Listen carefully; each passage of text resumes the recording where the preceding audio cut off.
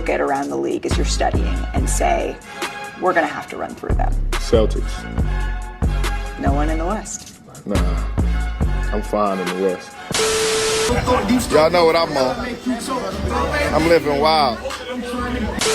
Just a couple of years ago, it seemed like we found a new face of the NBA, and that face was none other than Ja Morant. On the court, he was exciting to watch, flashy, super athletic, and had the charisma of a natural-born superstar. He kind of felt like the second coming of Allen Iverson. I mean, Ja had so much influence at one point, he had the whole sports world doing the gritty dance. What's up, world? Welcome to CBE Sports. I'm your host, CBE Frank, and today we're going to break down the roller coaster career of Ja Morant. Morant was born to Jamie and T. Morant in Dale Jail, South Carolina. In high school, Ja Morant wasn't a ranked player, but he had enough work ethic and raw talent to catch the attention of a mid-major by the name of Murray State. And he would commit to Murray State, and at Murray State, Ja Morant the superstar was born. He quickly came in making an impact his freshman year, averaging just under 13 points, 6 assists, and 6 rebounds. But his sophomore year is when he made his major jump into a standout player. He can't miss. Can he handle it? Can he shoot it? Can he pass it? He shot 50% from the field, which is an improvement over his freshman season. He shot 36% from three, which is an improvement over his freshman season. He shot 81% from the line. So it's not quite 50, 40, 90, but it's trending in that direction. And he was a sophomore in college, trending in that direction. How about 10 assists a game, up from whatever was 5 or 6? How about 2 steals and just about a block a game? How about his court vision? Averaging 24 points, 10 assists, and 5 rebounds that takeoff season, landing him as the second overall pick in the 2019 NBA draft. Becoming the missing piece that not only the Memphis Grizzlies needed, but the city of Memphis needed as well. The Grizzlies was a young squad with a lot of talent that complemented each other. With players like Jared Jackson Jr., Desmond Bain, and Dylan Brooks, this young stacked team felt like watching a 93 Orlando Magic with Shaq and Penny Hardaway. Ja and the Memphis Grizzlies had the world thinking that this was the next dynasty to come.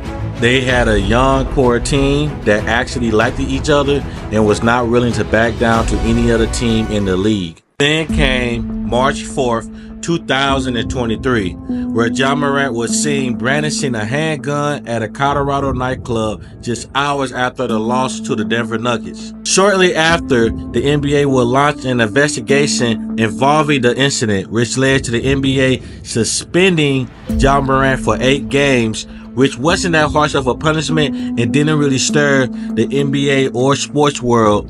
That was until May 14th, 2023, when one of Ja Morant's friends will get on Instagram Live while chilling in a car listening to music with Ja Morant and a couple of other friends.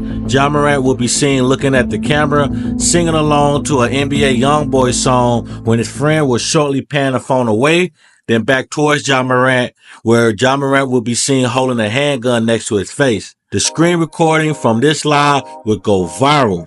Screenshots and slow-mo videos of Ja Morant holding a handgun would take over everyone's timeline on social media and becoming the #1 topic on ESPN and every other sports talk show in America. People was either expressing how shocked or disappointed they was in Ja Morant.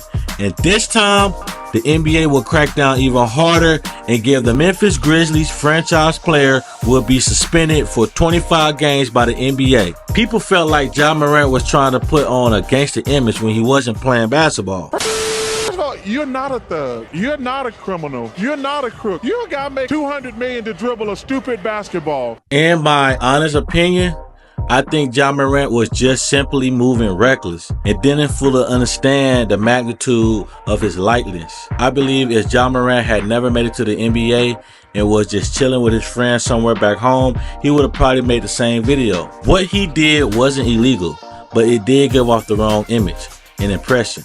And when you get paid millions to perform and represent a company, you can't openly indulge in activities that could make you and the company you represent look bad.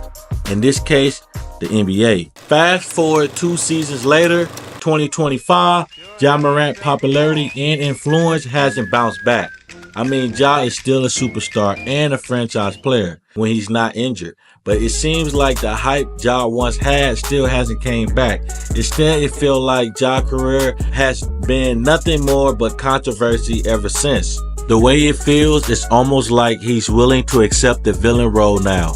This season, Ja Morant was fined $75K for making finger gun gestures at the Warriors bench during a timeout, which became its own thing because fans was quick to point out that Buddy Hield had also made those same finger gestures earlier in the game and didn't receive a fine from the league. Some fans even believe that Ja is being targeted by the NBA for anything that he does. After that $75K fine, Ja Morant will come out the very next game with this 3-point celebration. The NBA decided not to fine Ja for this celebration, even though it was speculation that they would. And to be honest, a player like Ja Morant plays with a lot of emotions. Part of the reason why we gravitate to players like Ja Morant and Anthony Edwards. So the league shouldn't be so quick to fine them for simple celebrations and gestures. If you agree, let me know why in the comment section. Also, if you disagree, I want to read why in the comments too. And if you made it this far, thank you for watching. And come back for more content like this.